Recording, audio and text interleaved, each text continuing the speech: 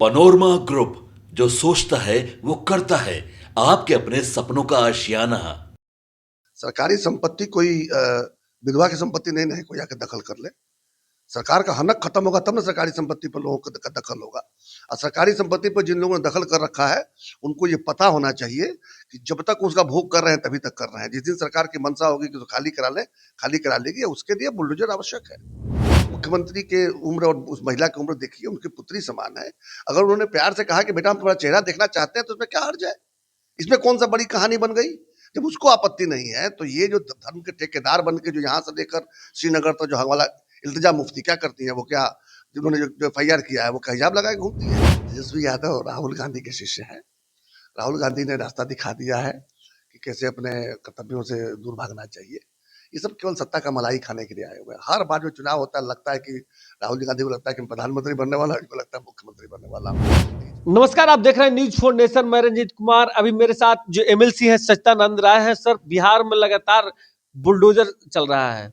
विपक्ष कह रहा है कि ये निरंकुश सरकार, हिटलरशाही सरकार है, नहीं चलेगी। मगर बुलडोजर चलना सर, ठंड के दिनों में जो गरीबों को घर से बेघर किया जा रहा है, कहां तक उचित है? देखिए, बात यहाँ हर बार लोग गरीबों के बीच में लेकर चले आते हैं। सरकारी संपत्ति कोई विधवा की संपत्ति नहीं है कोई आके दखल कर ले। सरकार का हनक खत्म होगा तब ना सरकारी संपत्ति पर लोगों का दखल होगा।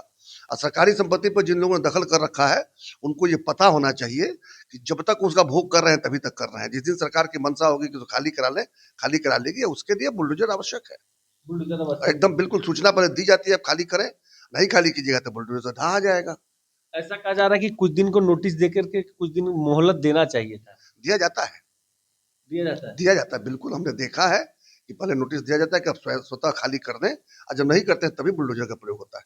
बिहार में एक लगातार जो विवाद है, विवाद चल रहा है। एक हिजाब मामले को लेकर नीतीश कुमार ने एक महिला को हिजाब उतारने की बात, अपने हाथ से खींचने की बात कही जा रही है। उस पर पूरा देश में एफआईआर हो रही है। कल महबूब मुफ्ती ने एफआईआर की है। क्या कहेंगे सर? देखिए, वैसे तो मैं मंच पर नहीं था, वहां उपस्थित नहीं था, इसलिए मेरा बोलना बहुत उचित नहीं होगा। लेकिन जैसा हमने मीडिया में देखा है और जिस तरह से कहानी बनाई जा रही है, उस महिला ने कुछ किया है क्या शिकायत? उस महिला को आपत्ति हुई है क्या? उनकी पुत्री समान है।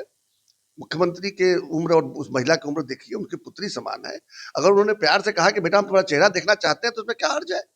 इसमें कौन सा बड़ी कहानी बन गई?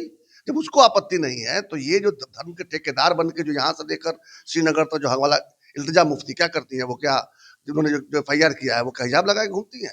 वो तो बड़की नेत्री बनी हुई है।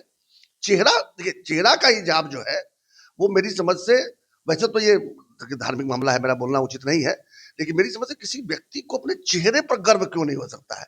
चेहरा छुपाने की क्या बात है? कहते हैं ना, मुंह छुपाते फिरता है। क्यों मुंह छुपाना पड़ता है हमारे मुस्लिम बहनों को? ये तो सोचने की बात है। इस 21वीं सदी में हमारी मुस्लिम बहनें अपना चेहरा छुपाते फिरें, ये मैं इसको धार्मिक मामला नहीं समझता। ये मैं समझता हूँ कि ये उन धर्म गुरुओं की दकियानूसी है जो हमारे हमारे बहनों को जो है वो एक मेडिवल टाइम, मतलब कि जो मध्यकालीन विश्व जो था उस तरफ ढकेल के लेके जा रहे हैं लोग।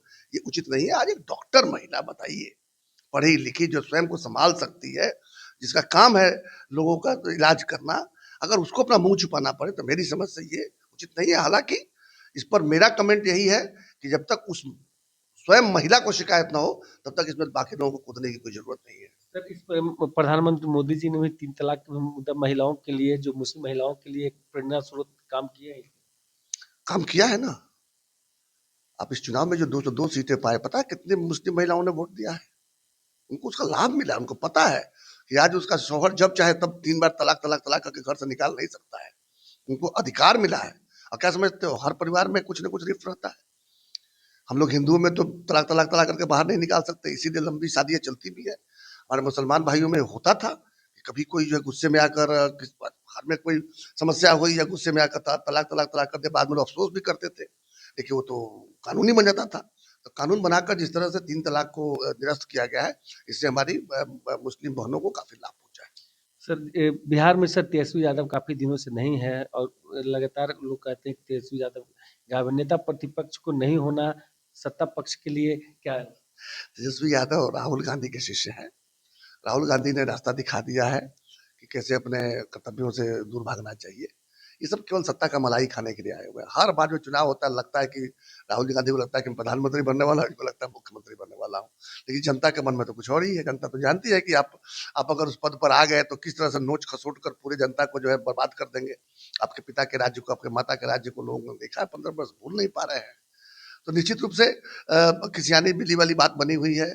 क्या मुंह लेकर बेचारे जाएंगे? कहाँ सरकार बनाने की बात सोच रहे थे और कहाँ कैसे कैसे करके एलओपी बने हैं। अगर 25 से 1 सीट कम हो गया होता तो एलओपी भी नहीं बनते। तो निश्चित रूप से मुंह छुपाना तो उनका बनता है। सर, जिस प्रकार से आपकी पार्टी में एक नए नवेले मंत्री को या कम उम्र के मंत्री को राष्ट्रीय अध्यक्ष बनाया गया, लालू जी राष्ट्रीय अध्यक्ष अभी तेजस्वी यादव को नहीं छोड़ रहे हैं। देखिए, खैर उनके पार्टी का अपना इंटरनल मामला है। वैसे भी प्राइवेट लिमिटेड कंपनी है, उसमें प्राइवेट लिमिटेड का हम तो प्रोप्राइटरशिप कंपनी है, उसमें लालू जी जिसको चाहे उसको बनाए, जिसको चाहे उसको घर से निकाल दें, उसको चलते रहते हैं। ये भारतीय जनता पार्टी एक विशाल वटवृक्ष है और एक कार्यकर्ताओं से बनी हुई पार्टी है। इस पार्टी को खड़ा किया है कार्यकर्ताओं ने। अब देखिएगा, हमारे अमित शाह जी मंडल अध्यक्ष से शुरू किए, मंडल अध्यक्ष नहीं, शायद मैं जहां समझता हूँ वो पंचायत अध्यक्ष से शुरू किए थे, राष्ट्रीय अध्यक्ष तक आज गृह मंत्री है। उसी तरह से मैं नितिन नवीन जी 5 बार के विधायक है, यही पटना के हैं, हमारे मित्र हैं।